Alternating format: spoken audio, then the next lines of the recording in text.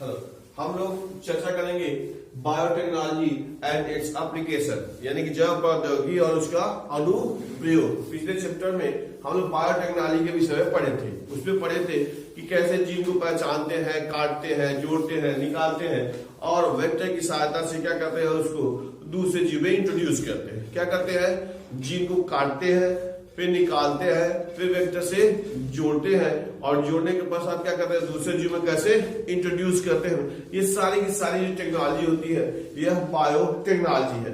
तो अब बायोटेक्नोलॉजी का हम क्या उपयोग करते हैं इसके विषय में चर्चा करेंगे। क्या करेंगे, चर्चा करेंगे बायोटेक्नोलॉजी एंड इट्स एप्लीकेशन के संबंध में।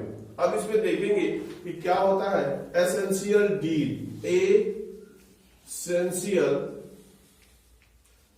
essential deal, DEAL, deals with industrial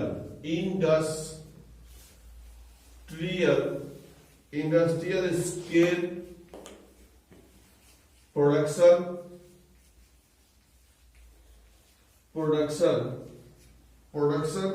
of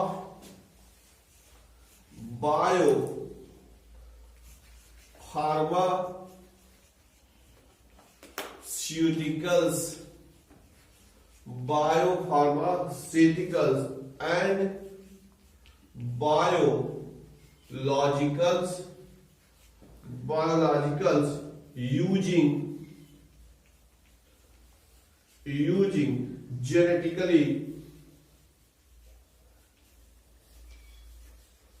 genetically modified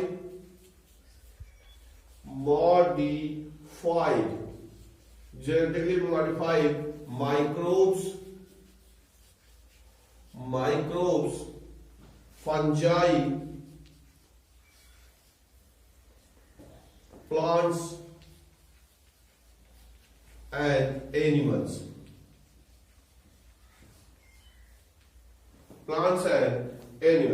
clear हो गया। तो अब यहां देखेंगे, आपको दिखाई दे रहा है एसेंशियल डील। इसमें क्या होता है, बायोटेक्नोलॉजी के अंदर हम क्या करते हैं, एसेंशियल डील होता है, अध्ययन करते हैं, काम करते हैं किसका, इंडस्ट्रियल स्केल प्रोडक्शन, यानी कि औद्योगिक स्तर पर उत्पादन। औद्योगिक स्तर पे क्या करते हैं, उत्पादन करते हैं। किसका उत्पादन करेंगे आप, तो यहां दिखाई दे रहा है आपको आप biopharmaceuticals and biological using genetically modified microbes, fungi, plants and animal. हम इसमें क्या करते हैं कि जेनेटिकली मॉडिफाइड, अनुवांशिक रूप से रूपांतरित, जेनेटिकली मॉडिफाइड याद होगा आपको कि जब हम जीन उस पर बदल देते हैं तो दूसरा जीन आ जाता है तो उसके सिम्टम दिखाई देते हैं। तो जेनेटिकली मॉडिफाइड यानी कि अनुवांशिक रूप से रूपांतरित माइक्रोब्स हो सकते हैं, फंजाई हो सकता है, प्लांट्स हो सकते हैं, एनिमल्स हो सकते हैं। इन सब चीजों का उपयोग करके, रूपांतरण का उपयोग करके हम बायोफार्मास्यूटिकल्स यानी कि जैविक चीजों का, जिन एंजाइम का इत्यादि जो मनुष्य के लिए लाभकारी हो, ऐसे चीजों का उत्पादन हम करते हैं। और वो भी कैसे करते हैं, इंडस्ट्रियल स्केल, औद्योगिक स्तर पर। यानी कि बायोटेक्नोलॉजी के अंदर हम बड़े पैमाने पे औद्योगिक स्तर पर जैव रूपांतरित जीवों की सहायता से हम मनुष्य के लिए लाभकारी एंजाइम्स, इन सब चीजों का उत्पादन करते हैं। एंजाइम भी कर सकते हैं और कर सकते हैं ऐसी चीजें जो मानव के लिए उपयोगी हो सकता है। तो उन सब चीजों का अध्ययन हम इस बायोटेक्नोलॉजी के अंतर्गत करते हैं। क्लियर हो गया, ठीक है। अब अगर हम और देखें तो इसमें क्या होगा, लिखेंगे the application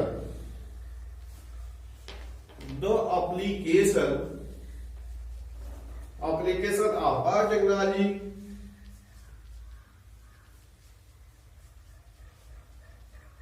application of biotechnology include सम्मिलित है therapeutics, diagnosis,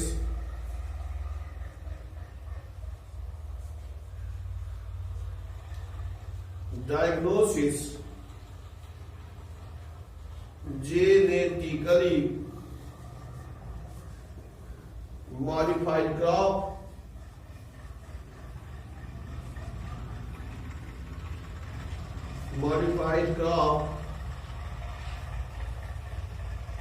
are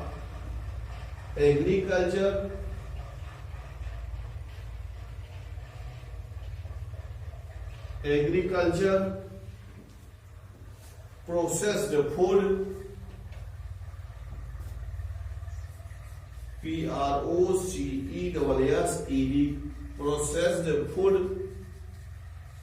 processed food bio remediation waste treatment उपचार and energy production क्लियर हो गया आपको।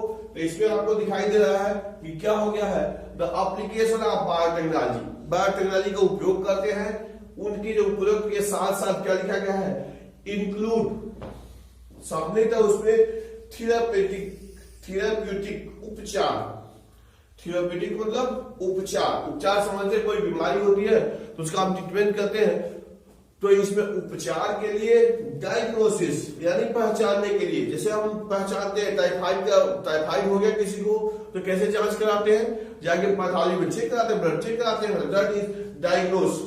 ठीक हो गया। जेनेटिकली मॉडिफाइड आनुवांशिक रूप से रूपांतरित क्रॉप, किसके लिए आनुवांशिक रूप से रूपांतरित क्रॉप, किसके लिए एग्रीकल्चर के लिए, यानी खेतियों में भी हम इसका उपयोग करते हैं, जिसकी वजह से हम आनुवांशिक रूप से रूपांतरित करके और चीजों का उत्पादन बढ़ाते हैं। कैसे बढ़ाते हैं आगे हम लोग देखेंगे। इसके अलावा प्रोसेस्ड फूड, जो खाद्य पदार्थ को हम डिब्बा बंद करके कैद करके और लंबे समय तक सुरक्षित करते हैं, उन्हीं को प्रोसेस्ड फूड कहते हैं। तो उनमें उत्पादन के लिए बायो रेमेडी, आनुवांशिक सुधार, रेमेडी में संवर्धन से होता है, सुधार करने से होता है। तो ये करके वेस्ट ट्रीटमेंट, जो वेस्ट पदार्थ होते हैं उनके उपचार के संबंध में, याद होगा आप लोग पढ़े थे इसके पहले माइक्रोब्स वगैरह यूज किए थे, बैक्टीरिया जो कूड़ा करकट निस्तारण के संबंध में।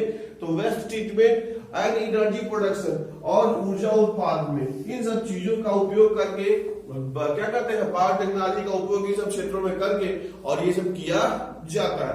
तो ये तो गया application of biotechnology.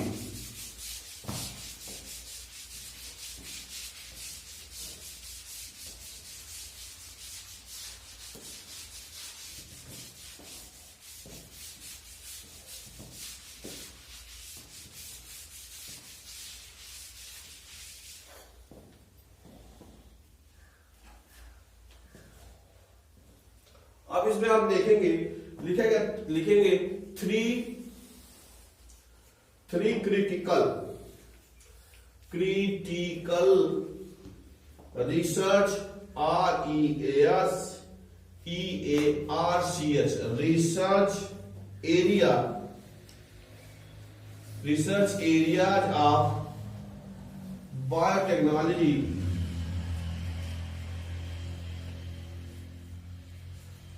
Technologies are. ठीक है। इसमें लिखेगा three critical research areas of biotechnology are, यानी कि बायोटेक्नोलॉजी के अंदर तीन और जो है अनुसंधान क्षेत्र है, जिनमें रिसर्च किए जा सकते हैं। लिखा गया they are three critical research area. तो कभी ये प्रश्न पूछता है कि बायोटेक्नोलॉजी के रिसर्च के कितने क्षेत्र हैं, तो आप बताएंगे तीन। रिसर्च के कितने क्षेत्र है, तीन क्षेत्र है जिसमें ये और काम किया जा सकता है। इसमें नंबर 1 लिखेंगे ऐसे, 1 हो जाएगा providing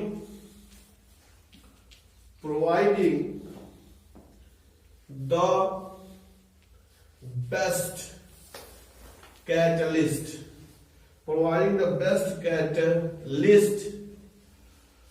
catalyst in the form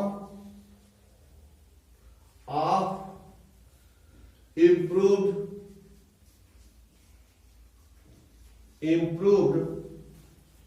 organism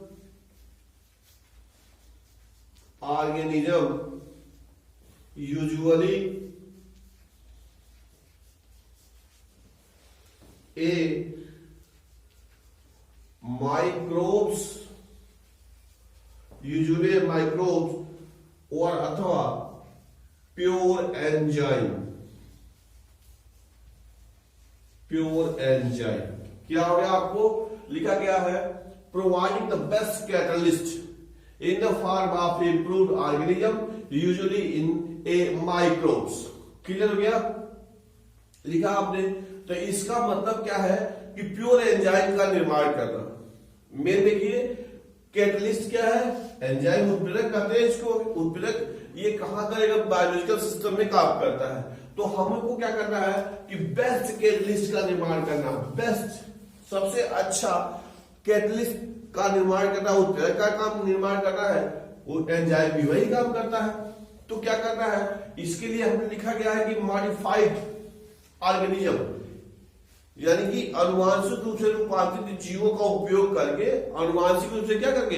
रूपांतरित जीवों का उपयोग करके बेस्ट क्वालिटी का एंजाइम निर्माण करना है। बेस्ट क्वालिटी का क्या करना है? एंजाइम निर्माण करना है। और एंजाइम जानते ही हैं क्या करता है? वो जैविक क्रिया को बढ़ाता है। जीव में होने वाली जो विविध क्रियाएं होती हैं उसको बढ़ाने का काम करता है। कौन करता है? कैटलिस्ट कर सकते हैं और स्पेशली एंजाइम करते हैं। तो इसमें पहला लिखा गया है यूजुअली माइक्रोब्स, यानी कि सामान्यतः सूक्ष्म जीवों का उपयोग करके, आपको बेस्ट क्वालिटी का एंजाइम बनाने का काम बनाना होता है। ठीक है। नंबर 2 लिखेंगे। नंबर 2 हो गया क्रिएटिंग, उत्पन्न करना, creating optimal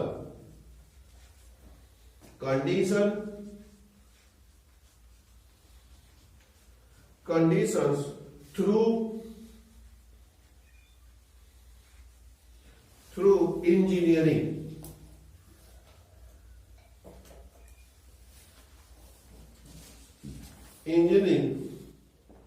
for a catalyst to act। Clear हो गया आपको? लिखिए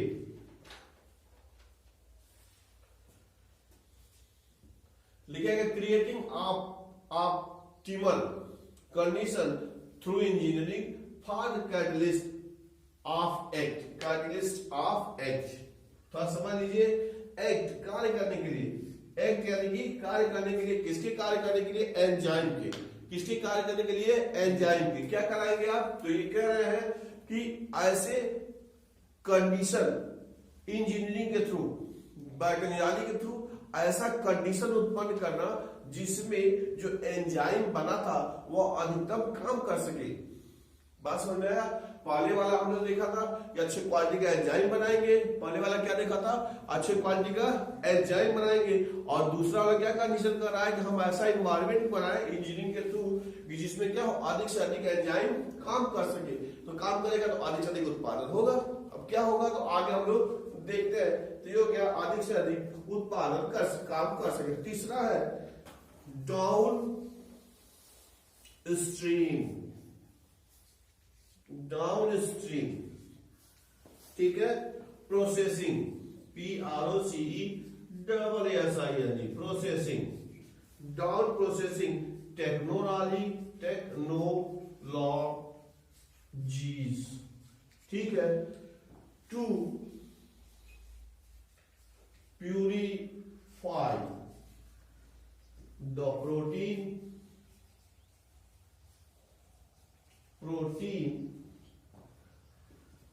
and organic compounds,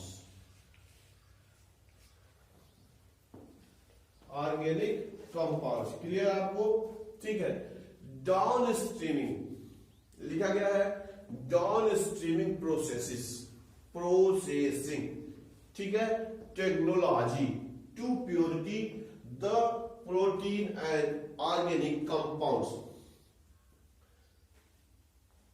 तीसरा ये क्या कर रहा है, स्पेस कर रहा है रिसर्च के लिए कि हम क्या करते हैं, एक प्रक्रिया है down stream process, down stream क्या होगा प्रोसेसिंग, एक तकनीकी है, इसके सहायता से हम जो जीव में होने वाली जो क्रियाएं होती है उससे जो उत्पाद बनते हैं उनका प्योरिफिकेशन करते हैं। क्या करते हैं, प्योरिफिकेशन ऑफ बायोमॉलिक्यूल्स कर सकते हैं। ठीक है, जीव में होने वाली प्रक्रियाओं में जो उत्पाद बनते हैं उनका हम शोधन करते हैं, प्योरिफिकेशन करते हैं, एनालिसिस करते हैं। तो ये एक विधि है जिसका नाम है डाउन स्ट्रीम प्रोसेसिंग। क्लियर हो गया, इसका उपयोग करेंगे, टेक्नोलॉजी है, इसका उपयोग करके प्योरिटी ऑफ प्रोटीन, हम प्रोटीन की शुद्धता करेंगे, जो प्रोटीन बना उसकी क्या करेंगे, शुद्धता करेंगे, प्रोटीन की भी शुद्धता करेंगे, या ऑर्गेनिक कंपाउंड, ऑर्गेनिक कंपाउंड की क्या करेंगे, शुद्धता करेंगे। बात समझ में आया, यानी कि इस विधि के द्वारा हम जो जीवों में जो बना प्रोटीन है या ऑर्गेनिक कंपाउंड हुआ उसका हम लोग क्या करेंगे, शोधन करेंगे, प्यूरिफिकेशन करेंगे, प्योरिटी करेंगे। अभी आपने देखा लिखा गया 3 क्रिटिकल रिसर्च एरिया। बात समझ में आया कि बायोटेक्नोलॉजी का 3 अनुसंधान क्षेत्र है जिनमें हम क्या कर सकते हैं, अनुसंधान कर सकते हैं। तो अगर कभी पूछता है कि कितने हैं तो बताएंगे आप 3। स्पष्ट रूप से लिखा गया है एनसीईआरटी किताब। हम लोग केवल एनसीईआरटी की चर्चा करते हैं, एनसीईआरटी के अलावा कोई चर्चा नहीं करते, क्योंकि अगर जीवन में सफल होना है तो आप एनसीईआरटी ही पढ़िएगा, इसके अलावा कुछ नहीं पढ़ने की जरूरत है।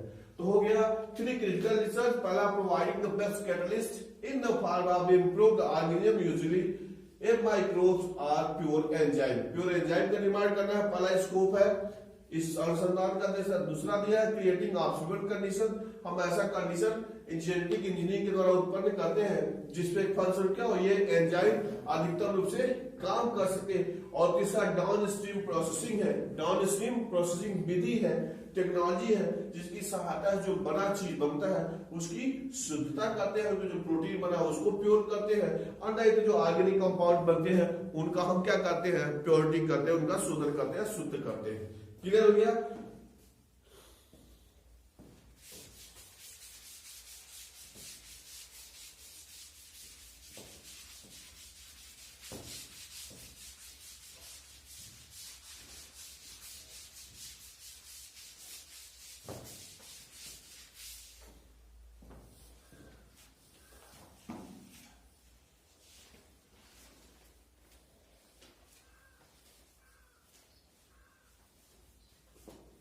अब हेडिंग नया डालेंगे, इसमें हो जाएगा बायोटेक्नोलॉजी, बायोटेक्नोलॉजी एप्लीकेशन, बायोटेक्नोलॉजिकल कर दिया जाए, जीकल एप्लीकेशन इन एग्रीकल्चर, एग्रीकल्चर। अब पहला हेडिंग हो गया बायोटेक्नोलॉजिकल एप्लीकेशन इन एग्रीकल्चर। कृषि के क्षेत्र में क्या करते हैं, बायोटेक्नोलॉजी का उपयोग। बायोटेक्नोलॉजिकल एप्लीकेशन इन एग्रीकल्चर, जैव प्रौद्योगिकी का कृषि के क्षेत्र में उपयोग। ठीक है, इसमें सबसे पहले अगर देखा जाए तो एक बात आती है द ग्रीन रिवॉल्यूशन। क्या हो गया, रिवॉल्यूशन, ग्रीन रेवोल्यूशन। ठीक है, आप नाम सुने ही होंगे, क्या सुने होंगे, ग्रीन रेवोल्यूशन सुने होंगे। कि ग्रीन रेवोल्यूशन क्या था कि हरित क्रांति करते हैं, क्या करते हैं, हरित क्रांति करते हैं। और हरित क्रांति में क्या हो गया है, आप जानते होंगे कि इंडियन जो हरित क्रांति के जनक है MS स्वामीनाथन। कौन, MS स्वामीनाथन। उन्होंने क्या किया था, हाइब्रिडाइजेशन यानी संकरण, क्या हाइब्रिडाइजेशन यानी संकरण की प्रक्रिया के द्वारा तमाम प्रकार के हाइब्रिड किस्मों का आविष्कार किया था, निर्माण किया था। क्या किया था, हाइब्रिड पौधों का निर्माण किया था। ठीक है, 2 या 2 से अधिक पौधों का मिला करके हाइब्रिडाइजेशन करते हैं और इसके मिला करके नए किस्मों का निर्माण किया था। इस प्रक्रिया के द्वारा बहुत ही मात्रा में क्या हो गया, पैदावार उत्पन्न हुआ, बहुत अधिक मात्रा में उत्पादन हुआ, इसी को हरित क्रांति कहते हैं। लेकिन अब दूसरा पहलू ये देखेंगे कि जिस रेशियो से जनसंख्या बढ़ रही है, केवल और केवल हरित क्रांति जो है पर्याप्त भोजन नहीं दे रहा है। बात समझ में आया? केवल हरित क्रांति के द्वारा हम क्या कर सकते हैं? पर्याप्त खाद्यान्न उत्पादन नहीं कर सकते। बात समझ में आया? अब इसके साथ क्या हो गया? जब पर्याप्त खाद्यान्न उत्पादन नहीं कर सकते हैं तो इसके लिए क्या करते हैं? अगर आगे लिख दिया जाए, इसमें अगर आप लिख सकते हैं नॉट इनफ, जो हरित क्रांति है वो पर्याप्त नहीं, नॉट इनफ टू फीड, भोजन कराने के लिए ग्रोइंग पॉपुलेशन, पॉपुलेशन। क्लियर हो गया? यानी कि जो हरित क्रांति है उसके द्वारा सभी जो जनसंख्या बढ़ रही है सबको भोजन देना संभव नहीं है। तो अब क्या किया गया? तो अब उसके बाद क्या करते हैं? यूज करते हैं, use of agro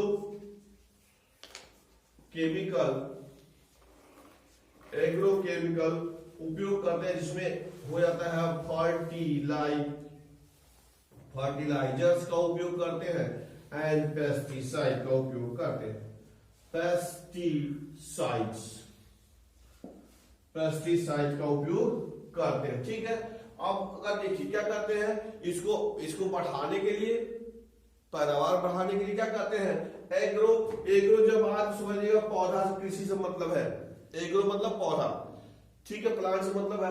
agro chemical यानी कि जो खेती को बढ़ाने के लिए, पैदावार बढ़ाने के लिए जो भी केमिकल हम यूज करते हैं तो उसके लिए क्या कहेंगे? उसको एग्रो केमिकल कहेंगे। तो जो एग्रो केमिकल का उपयोग किया गया, ठीक है, तो जो एग्रो केमिकल का उपयोग करते हैं तो ये जो उसमें फर्टिलाइजर, रासायनिक खाद का उपयोग करते हैं। पेस्टिसाइड, पेस्ट का मतलब जानते हैं छोटे कीट, और साइड का मतलब मारना, साइड माने मारना। तो जिसके साथ जुड़ जाएगा उसको मारेगा, याद रहे, जिसके साथ जुड़ेगा उसी को क्या करेगा? ये मारने का काम करता है। जैसे पेस्टिसाइड, पेस्ट को मारेगा। अगर फंगीसाइड है तो क्या करेगा? फंजाई को मारेगा, फंगीसाइड। इस तरह अगर कहा जाए हर्बिसाइड, याद होगा 240 है तो हर्बिसाइड है, तो क्या करेगा? हर्ब को मारेगा, जिसके साथ साइड आ जाएगा उसको वो मारेगा। याद होगा सुसाइड, आत्महत्या, सुसाइड आत्महत्या, तो जिसके साथ आए वो साइड मरने वाला ही काम है।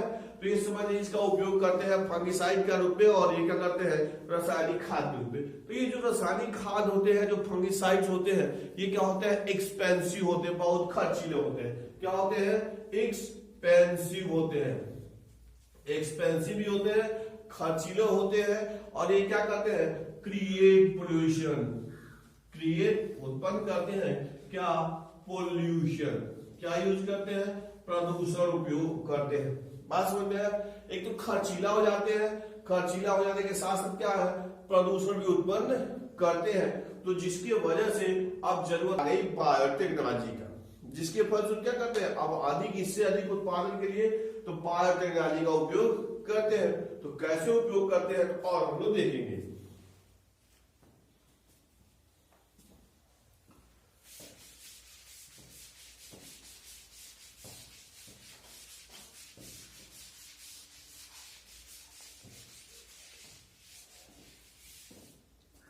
ठीक हो गया। तो इसके बाद से ये बायोटेक्नोलॉजी में, तो अब हम क्या करेंगे? अब इसमें देखेंगे यूज करते हैं जेनेटिकली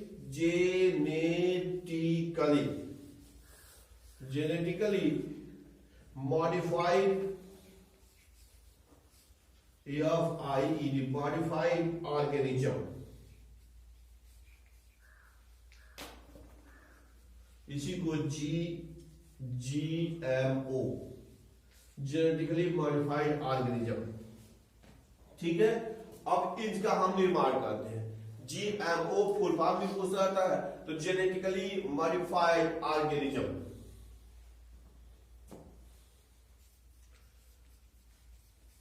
जेनेटिकली मॉडिफिकेशन होता है। अनुवांशिक में क्या होता है? पहला इसमें मेड क्रॉप, ऐसे फसल बनाते हैं। मोर टॉलरेंट टू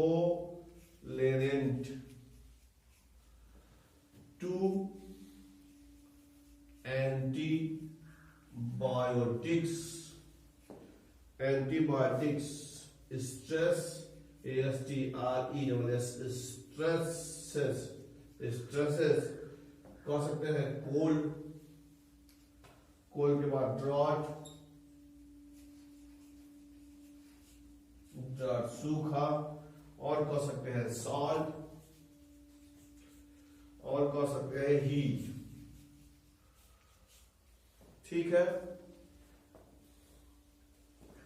नंबर 2 लिख लीजिए, इसका हो गया रिड्यूस्ड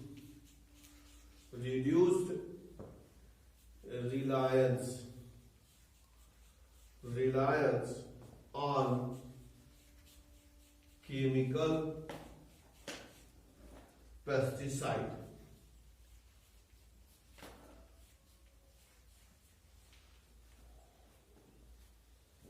इसे कह सकते हैं पेस्ट रेसिस्टेंट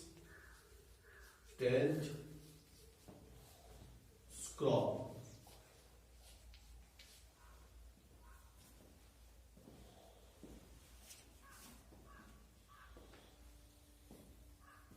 ठीक है, आपने लिखा क्या करते हैं उत्पादन बढ़ाने के लिए, क्या बढ़ाने के लिए, उत्पादन बढ़ाने के लिए हमने क्या किया, हम लोगों ने क्या करते हैं जेनेटिकली मॉडिफाइड ऑर्गेनिज्म का निर्माण करते हैं। किसका निर्माण करते हैं, GMO।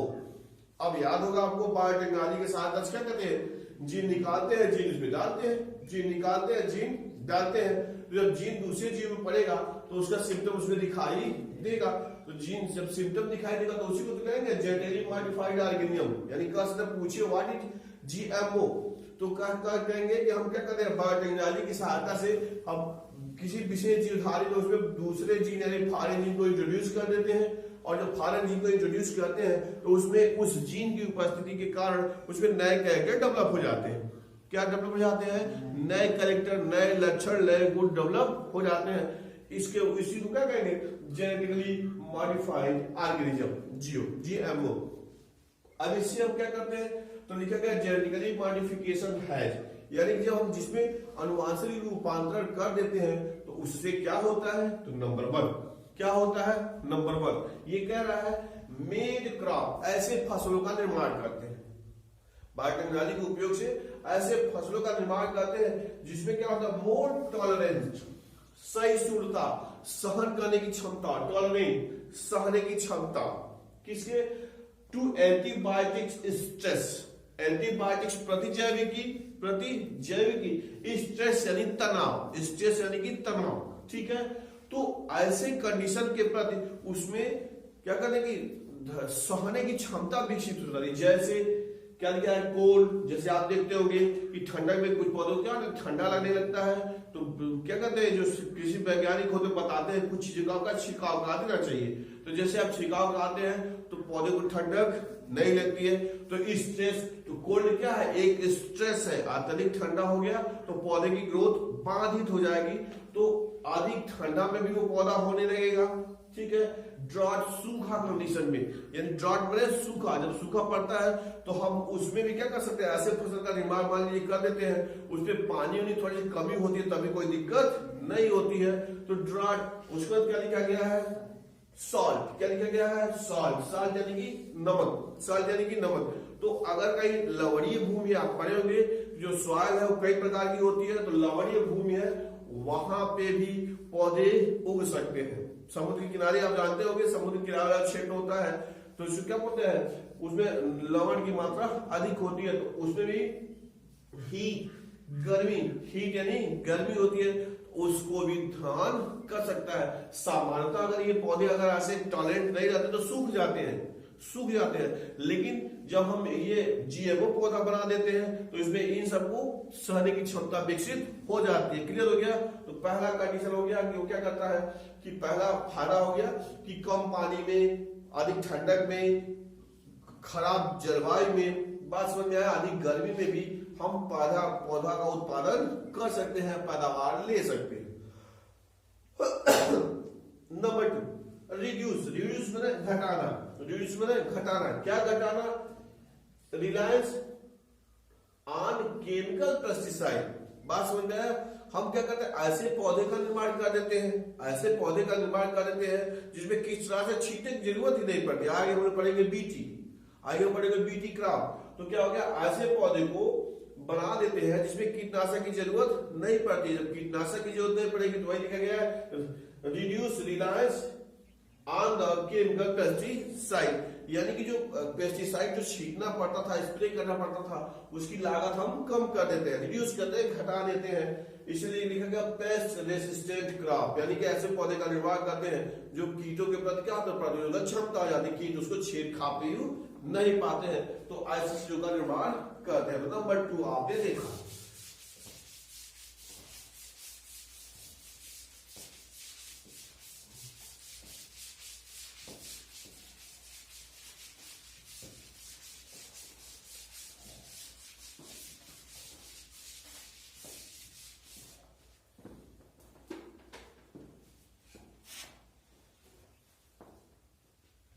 ठीक है, नंबर 3 यानी कि तीसरा नंबर हो गया।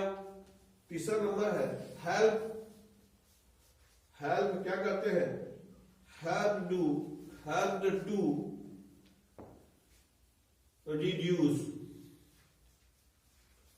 Reduce post harvest losses, post harvest losses. 4th हो जाएगा इंक्रीज बढ़ा देते हैं efficiency,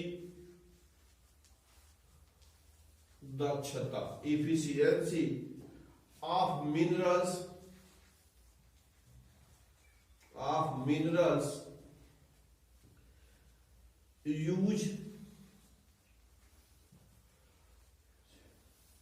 usage by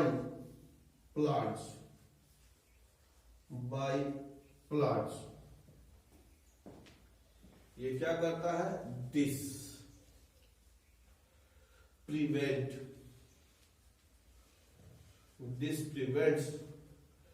early exhaustion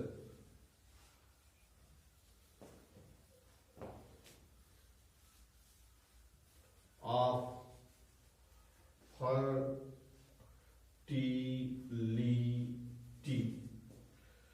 of soil, fertility of soil, fertility of soil। 5th हो जाएगा enhanced, बढ़ाना, enhanced nutritional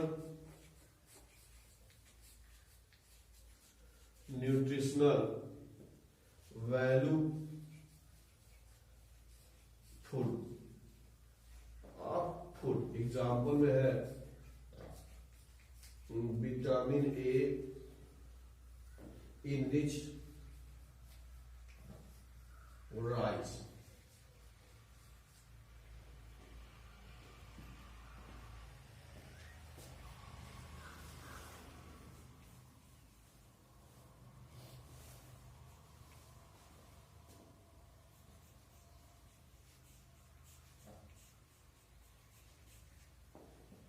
Plants to supply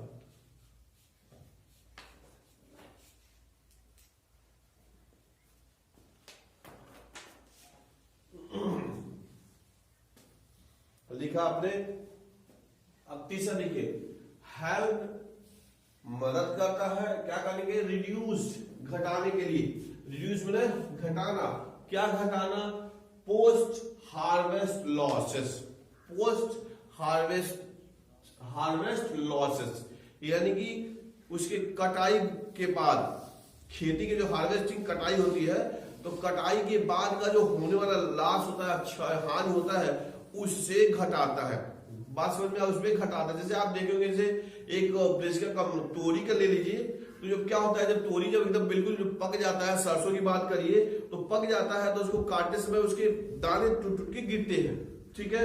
तो उसपे हम क्या करते हैं, ऐसे बना दिया जाता है जिसकी वजह से वो जल्दी दाने वहां इजीली खेत में नहीं झड़ते हैं। बात समझ में आया। तो पोस्ट हार्वेस्ट लॉस जो है उसको हटाने का काम करता है। इसके अलावा क्या गया, इंक्रीज बढ़ाता है। क्या बढ़ाता है, इफिशियंसी दक्षता।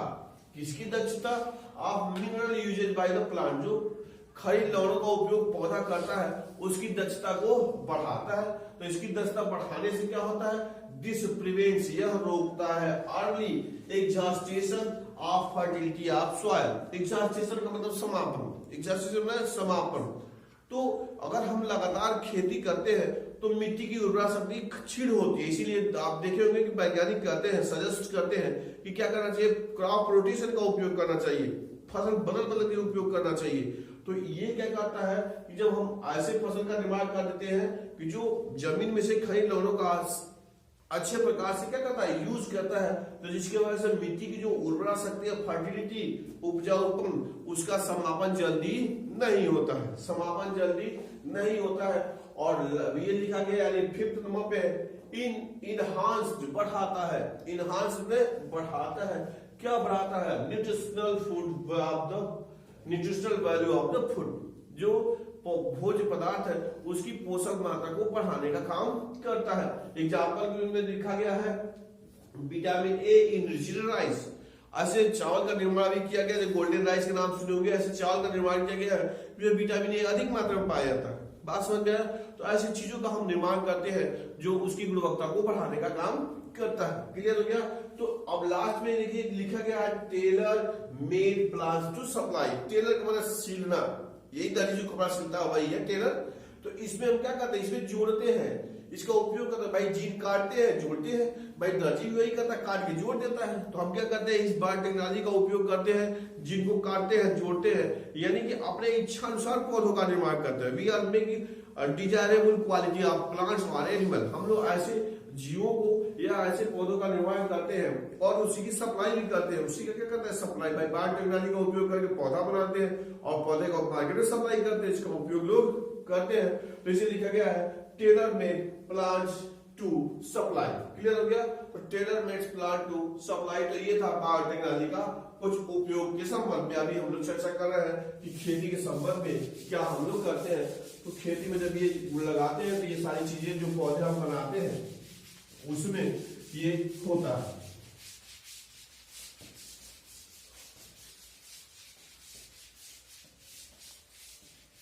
क्लियर हो गया आपको। अब थोड़ा सा याद होगा आपको कि आप ये पढ़े होंगे बीटी। ये नेक्स्ट ऐसे करके लिख सकते हो, भाई खेती वाला ही है, बैसिलस थुरिएंजेंसिस,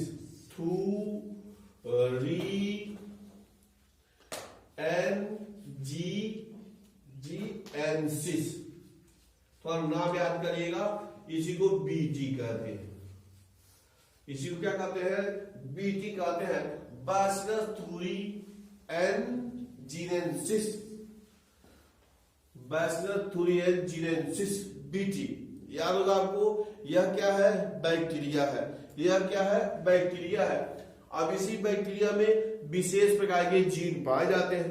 क्या कहते हैं, विशेष प्रकार के जीन पाए जाते हैं। उस जीन का क्या होता है, उस जीन में टॉक्सिक पदार्थ रहते हैं। ठीक है। तो ये जो होता है इसमें क्या होगा, विशेष प्रकार के क्या, इसको हम कह सकते हैं बीटी जीन।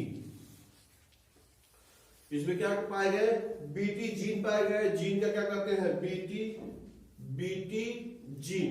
ये क्या होते हैं, कंटेंट्स, धारण करते हैं क्या, बीटी टॉक्सिन।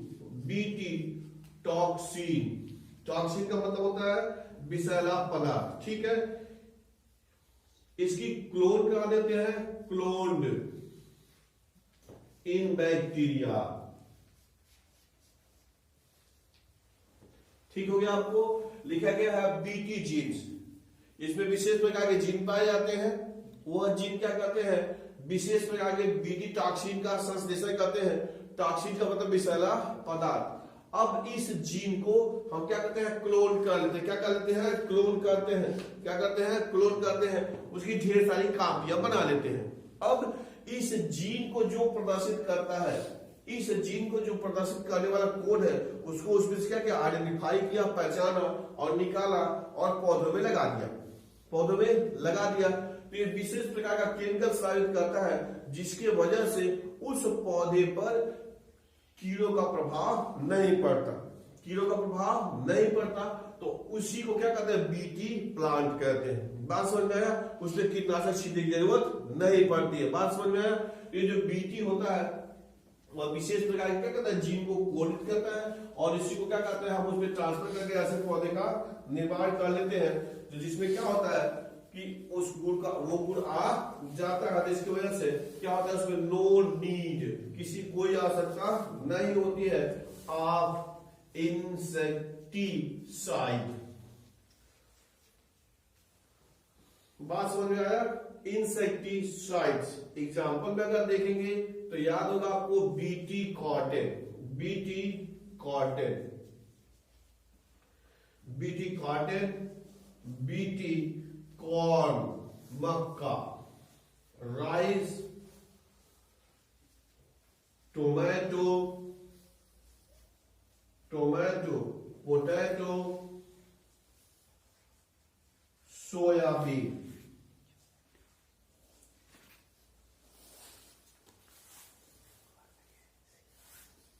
ठीक है, इन सब चीजों का क्या क्या निर्माण किया गया है, बीटी, सोयाबीन, इन सब चीजों का क्या निर्माण किया गया है, BT cotton, BT corn, BT rice, tomato, potato, soybean, ETC, इन सब चीजों का निर्माण किया गया है।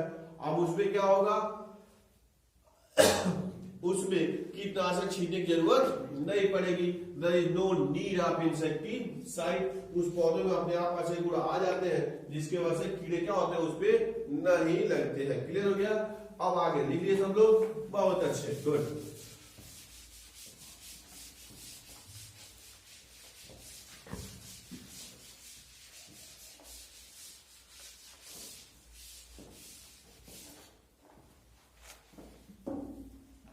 ठीक है, अब जरा लिखेंगे, ये बीटी है तो लिख दिया जाए बीटी कॉटन, बीटी कॉटन। ठीक है, ये जो बीटी है यानी कि बीटी प्रोड्यूस, तो लिखेंगे प्रोड्यूस उत्पन्न करता है protein that kills certain insects, certain insect such as, ठीक है, बीटी। अब एक प्रोटीन का नाम लिख दिया जाए, ये प्रोटीन है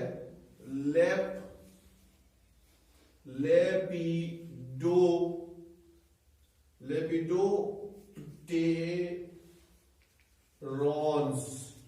ये प्रोटीन है, ये क्या करता है, किल करता है टोबैको, TOBA, टोबैको, बडवर्म, और एक है आर्मी वर्म, इनको मारने का काम करता है। और एक दूसरा प्रोटीन है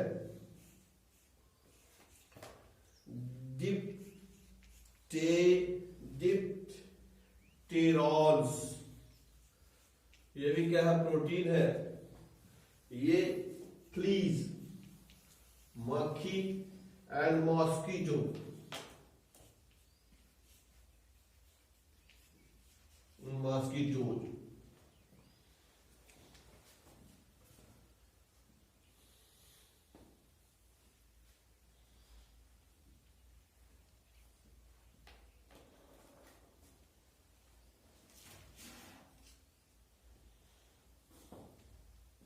ठीक हो गया। तो अभी हमने पढ़ा कि बीटी यानी बैसिलस थुरेंजिएंसिस जीन है, बैक्टीरिया में पाया जाने वाला जीन है।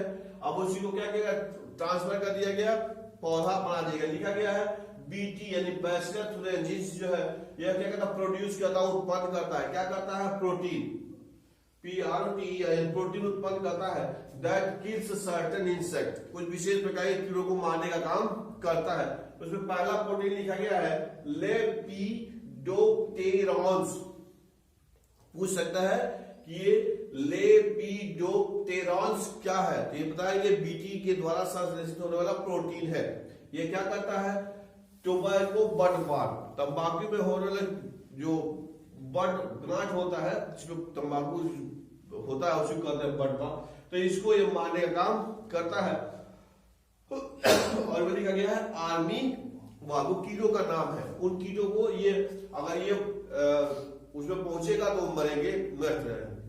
एक है डिप्टेरॉन्स, डिप्टेरॉन्स ये भी प्रोटीन है। किसके द्वारा संश्लेषित हुआ, बीटी के द्वारा संश्लेषित हुआ होगा। तो ये क्या करता है, फ्लीज और मॉस्किटो को मारने का काम करता है। क्लियर हो गया, ठीक है।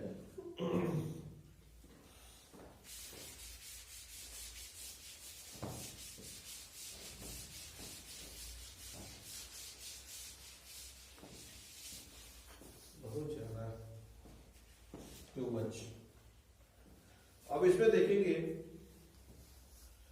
अब थोड़ा सा और इसको लिखेंगे। इसमें ये बीटी यानी बैसिलस तुरंजिस फॉर्म्स बनाता है protein, PROTEIN, protein crystal, crystal protein के क्रिस्टल बनाता है during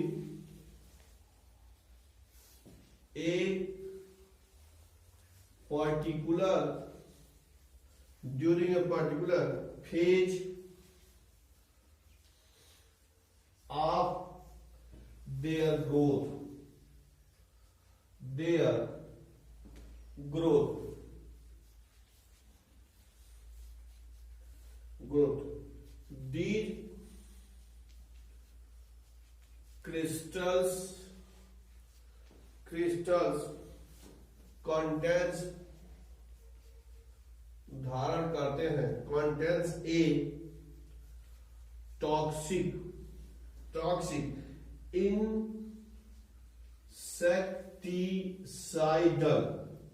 insecticidal protein,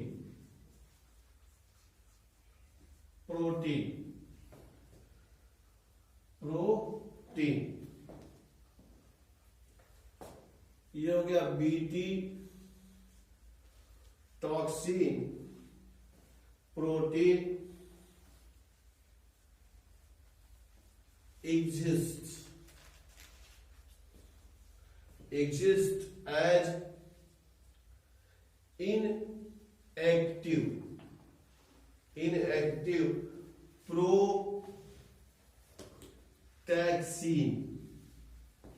protaxins,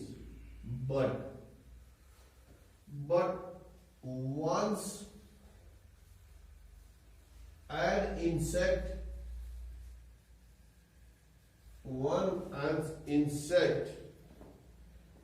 ingest, ingest the inactive toxin,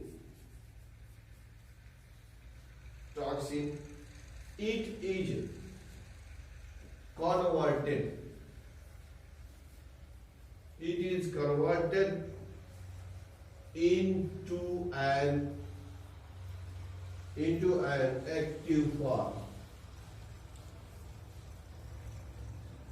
active form of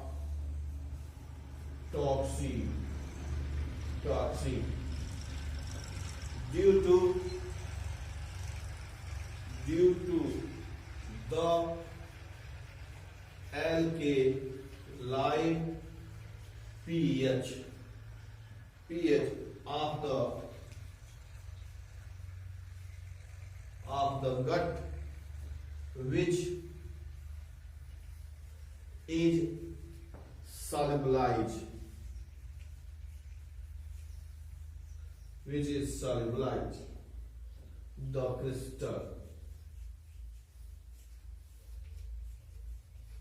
crystals.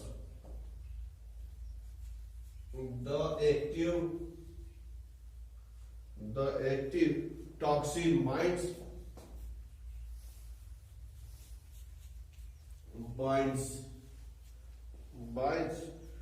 to the surface of midgut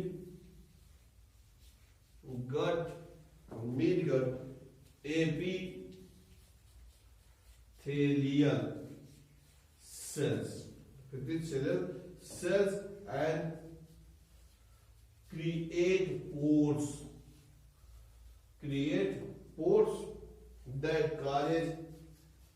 that cause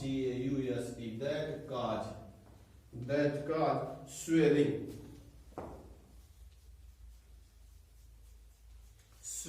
and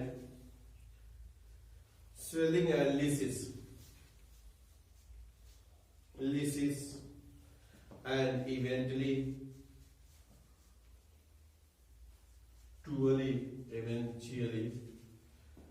causes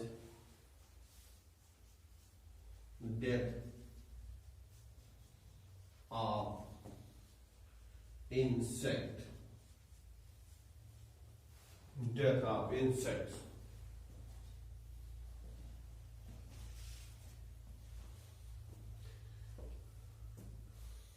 लिखा आपने, थोड़ा देखेंगे ध्यान से, लिखे चलेंगे। लिखेगा बीटी फार्म्स, जो बीटी वाला होता है पैथोलॉजिस्ट क्या किया, फार्म्स प्रोटीन का निर्माण करते हैं। प्रोटीन वो भी कौन, प्रोटीन क्रिस्टल, प्रोटीन के क्रिस्टल यानी रवे का निर्माण करते हैं। कब, ड्यूरिंग पर्टिकुलर फेज, यानी कि फेज ऑफ देयर ग्रोथ, ठीक है, यानी कि वृद्धि अवस्था में, जीवन के वृद्धि के अवस्था में कुछ विशेष अवस्था होती है जिसमें क्या होता है, वो क्रिस्टल बनाते हैं। किसके क्रिस्टल बनाए थे, प्रोटीन के क्रिस्टल बनाते हैं। कौन बनाया, बीटी। कौन बनाया, बीटी। वो जीन है, आप जान ही रहे हैं। यह जो क्रिस्टल है, दिस क्रिस्टल कंटेन्स टॉक्सिक, ये जो क्रिस्टल होते हैं उसमें क्या होता है, विषैला पदार्थ होता है। क्या होता है विषैला पदार्थ, क्या, इंसेक्टिसाइड प्रोटीन। जो क्रिस्टल होता है वो क्या होता है, कीड़ों को मारने वाला विषैला प्रोटीन होता है। लेकिन क्या होता है, लिखा गया है बीटी टॉक्सिन प्रोटीन एग्जिस्ट, पाया जाता है। किस रूप में है, एज इनएक्टिव और सक्रिय। इनएक्टिव, एक्टिव का मतलब सक्रिय, इन लगा दिया गया तो अभी ये सक्रिय नहीं रहता है, यह निष्क्रिय रूप में रहता है, उस पौधे में पाया जाता है। लिखा गया है जो निष्क्रिय रूप में रहेगा इसको कहेंगे प्रोटैक्सिन। था देखिएगा, टैक्सिन मतलब विषैला, अब प्रो लगा दिया तो पाले, मतलब ये क्या विषैला अभी नहीं है, प्रो फॉर्म में है। याद होगा इसी तरह आपको एक प्रो विटामिन आता है, नाम सुने प्रो विटामिन, यानी वो विटामिन वास्तव में अभी नहीं है, जब शरीर में जाता है तो बन जाता है। जैसे आप पढ़े होंगे कि क्या होता है, कैरोटीन विटामिन ए का प्रो विटामिन है, जब बाहर है तो कैरोटीन है, लेकिन जब पेट में जाता है तो विटामिन ए में बदल जाता है। ठीक वही कैसा आ गया, तो ये प्रोटैक्सिन है, इनएक्टिव रूप में और सक्रिय के रूप में रहता है। बात समझ में आया। लेकिन but once an insect ingest, जैसे ही कीड़ा क्या करता है, इसको इंजेस्ट करता है, यानी खा गया उसके पेट में, जैसे वो जाता है इंजेक्ट, तो इनएक्टिव जो टॉक्सिन था, जो सक्रिय नहीं था, कन्वर्ट हो जाता है। क्या हो जाता है, कन्वर्ट हो जाता है एक्टिव, यानी कि सक्रिय टॉक्सिन के रूप में कन्वर्ट हो जाता है। अब यहां पर पूछता है, सक्रिय होता है, अब उसका सक्रिय होने का माध्यम क्या है, एल्कलाइन पीएच, एल्कलाइन क्षारी को मतलब 8 से अधिक, क्षारी को मतलब 7 से अधिक, जिसका पीएच क्या होता है 7 से अधिक रहता है, क्षारी 7 से कम है तो अम्लीय। तो ये प्रश्न पूछता है कि जो प्रोविटामिन एक्टिव किस रूप में होता है, अम्लीय माध्यम में, दूसरा विकल्प रहेगा क्षारीय माध्यम में, दूसरा ए एंड सी, और चौथा नन ऑफ देम।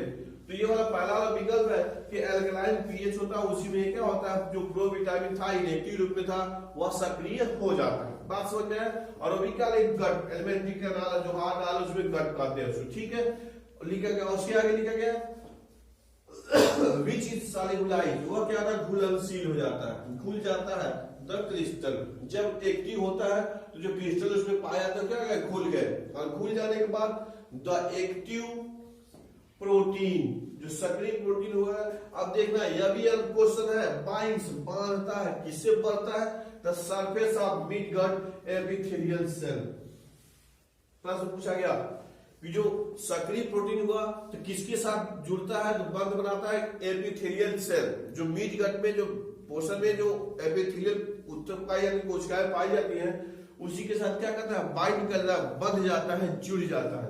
और जुड़ने के बाद क्या करता है, क्रिएट पोर। पोर का मतलब छिद्र, पोर का मतलब छिद्र बनाता है और छिद्र बनाता है और जिसके वजह से स्वेलिंग सूजन हो जाती है एंड लिसिस। याद है लिसिस मतलब टूटना, कहीं भी LYSIS हो तो लिसिस मतलब टूटना। याद होगा आपको कि जब पानी की वजह से टूटता है तो उसको हाइड्रोलिसिस कहते हैं केमिस्ट्री में, हाइड्रोलिसिस, ठीक है। लेकिन वही अगर बिजली की वजह से होता है तो उसको इलेक्ट्रोलिसिस कहते हैं, अगर ताप की वजह से होता है उसको थर्मोलिसिस कहते हैं, ठीक है। क्लियर हो गया। तो ये होगा लिसिस में टूटना, यानी को जो सेल वाल होती है, जो उसकी जो मेम्ब्रेन वगैरह होती है वो गलने लगती है, टूटने लगती है, नष्ट होने लगती है। इवेंचुअली या अंततः काजेज डेथ ऑफ इंसेक्ट। बात समझ में है। अंततः वो क्या मर जाता था। क्यों मरा, उसके क्या वजह, स्वेलिंग के वजह से। स्वेलिंग क्यों हुआ था, क्योंकि उसमें छिद्र बन गए थे। कहां बने गए थे, एलिमेंट्री, कहा मिडगट लिखा गया ना, मिडगट से क्या होता है उसपे सूजन हो जाती है, पोर बन जाते हैं, जिसकी वजह से वो क्या हो जाता है, मर जाता है। तो अभी ये हमने पढ़ा बीटी कपास, बीटी वाले में। बात सुन, the toxin is coded, coded होता है बाय ए जीन नेम, याद करेंगे क्राई।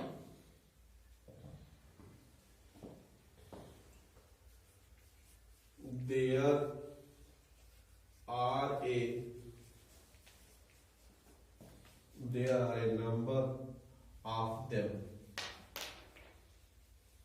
एग्जाम्पल है, ये है PROTEIN, protein encoded by the gene, इसका नाम है, एक है CRY क्राई फर्स्ट AC और दूसरा है CRY क्राई सेकेंड AB। ये क्या करता है, कंट्रोल करता है, कंट्रोल the carton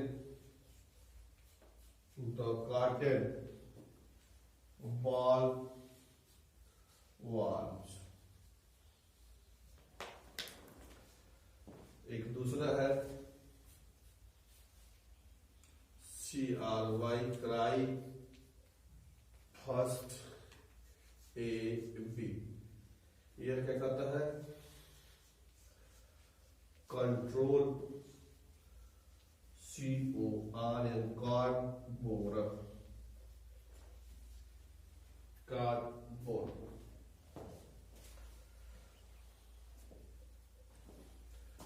क्लियर हो गया। तो आप ध्यान देंगे बहुत जल्दी, द टॉक्सिन इज इनकोडेड। जो टॉक्सिन जो कोडेड, जो वह जीन जो क्या कहता है विषैला पदार्थ रखा है, अभी हम लोग बीटी वाला पढ़े थे, तो उसको क्या कहते हैं, क्राई कहते हैं। थोड़ा नाम ध्यान करेंगे, क्राई। क्राई क्या पूछता है, व्हाट इज क्राई। तो क्राई करेंगे कि जीन है, बीटी जीन है, जो क्या करता है, इनकोडेड टॉक्सिन प्रोटीन, जिसमें कोड रहता है, कौन, विषैला कोड रहता है, प्रोटीन का कोड रहता है। अब देखिए, अब ढेर सारे ऐसे कोड हैं, लिखेगा there are a number of code. ढेर सारे ऐसे कोड हैं जो क्या कहते हैं विषैले प्रोटीन के कोड को प्रदर्शित करते हैं, यानी क्राई होते हैं। क्राई क्लियर, CRY क्राई ये जीन है जो विषैले प्रोटीन को रिप्रेजेंट करते हैं। अब लिखा गया protein encoded by the gene. अब ये है क्राई फर्स्ट AC और क्राई फर्स्ट AB। ये क्या है, जीन है। ये क्या है, जीन है, इनकोडेड रूप में, कौन वाले, प्रोटीन वाले, जो विषैले प्रोटीन को है। तो ये अगर हम ये जीन क्राई फर्स्ट AC या क्राई सेकेंड AB हम किसी पौधे में कर देते हैं तो ये क्या करता है, तो वो ऐसा प्रोटीन उत्पन्न करता है जिसे देखिए कार्टन लिखा गया है, control the carton ball valves. ठीक है, तो कार्टन में जो छेदक होता है, बॉल वार्म्स है, उसके कपास को खराब करता है, उस कीट के प्रति प्रतिरोधक क्षमता उसमें विकसित हो जाती है। यदि उस कॉटन के पौधे पर उस वाले कीड़े का इफेक्ट नहीं होता। यदि दूसरा है क्राई फर्स्ट एबी, यदि इस जीन को हमने क्या करें, ये जीन याद है आपको, इसको हम प्लांट कर देते हैं किसमें, कार्न बोरन, यानी मक्का में। तो मक्का में बोरन छेद करने वाला, तो मक्का में कीट लगता है तो उसको छेद कर देता है, तो उसकी क्वालिटी गड़बड़ हो जाती है। तो बात समझ में आया। तो ये भी क्या है, एक जीन है क्राई वाला है, जो उस मक्के के पौधे में उस छेदने वाले कीट की प्रतिरोधक क्षमता विकसित करता है। तो याद हो गया क्राई आप समझ गए इनकोडेड प्रोटीन है, और इसमें हमने दो पढ़ा, क्राई फर्स्ट एसी है, क्राई फर्स्ट सेकेंड एबी, उसमें वो कान के लिए है, बॉल वार्म से प्रतिरोधक क्षमता विकसित करता है, और क्राई फर्स्ट एबी यूज करते हैं तो मक्का भी यूज कर लेते हैं, तो मक्का में जो मक्का छेदक कीट होता है वो उस पर नहीं लगता है। ठीक है, ओके बाय।